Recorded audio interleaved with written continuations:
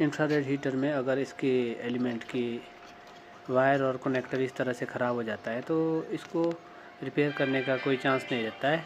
तो इसका एक ही सल्यूशन है हमारे पास है कि इसको हम बदल दें और नया एलिमेंट इस तरह से आपको मिलेगा। इंफ्रारेड का नया एलिमेंट लगाकर आप इसको प्रॉपर वर्किंग में ला सकते हैं।